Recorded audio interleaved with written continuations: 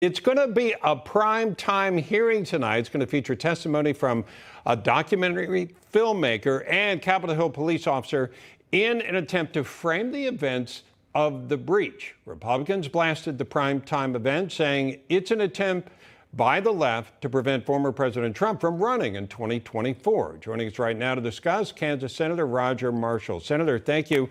That seems to be the contention from the GOP, is that this is all an effort to target President Trump. I wanted to see if you agree with that and how you see them going about that effort. Well, Bob, this is an illegitimate examination going on. Nobody back home has asked me about January 6th, I think, in at least a year. Folks back home are concerned about the price of gasoline, the price of groceries, their safety and security.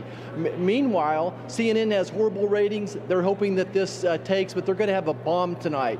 If they ask one question, though, I hope they get Nancy Pelosi in front of them and ask her why she wouldn't call for the National Guard then. President Trump asked for the National Guard to be there. She refused to do that. That's the question they need to be asking.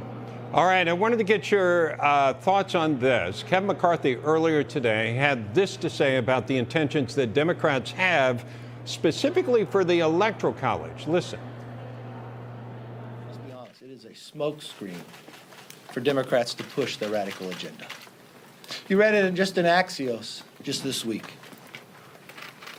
The battles internally, because what do they want to do? They want to federalize the elections.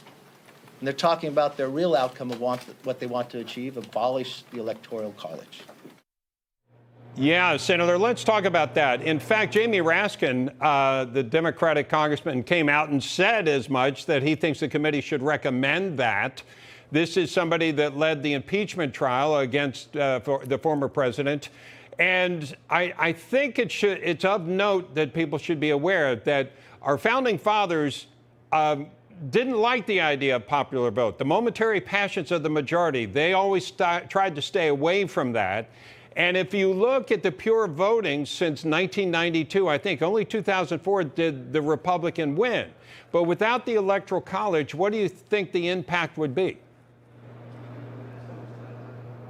Right. So once again, the Democrats have nothing to talk about. They can't really talk about the economy. They can't talk about the safety and security of their families. But you're right, this is a political, Kevin's right, Kevin McCarthy's right, this is a political smokescreen. They want to get rid of the Electoral College. And really, to a state like Kansas, that would make our vote basically worthless. Us flyover states, the states with those deplorables, of which I'm one of, we would just be flown over. Without the Electoral College, Kansas would not have a voice in the presidential election. It's that simple. Yeah, and you're talking about Alabama and Arkansas and a lot of states in this country when the focus would be New York, San Francisco, Los Angeles, Chicago, all these big urban areas. Also, I wanted to get your thoughts on this. The nation obviously is grappling with what has happened with some shootings in recent weeks. You and some other senators are pushing forward a new bill known as the Safe Schools Act.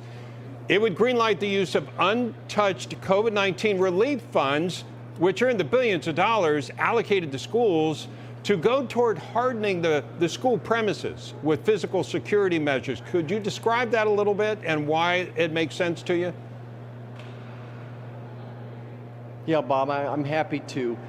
Certainly, we're still mourning with the people, the community of Uvalde, and we want to do what we think is very reasonable. That's to make our schools safer for our children. I think everyone's taken a good first step in making their schools safe, but there's more that we can do. From the CARES Act, we appropriated almost $190 billion.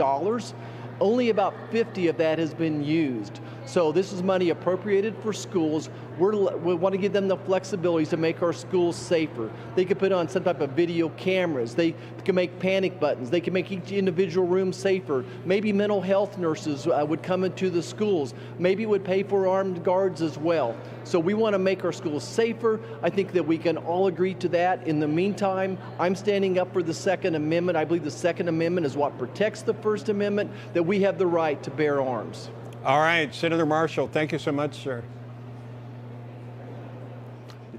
Thanks, Bob.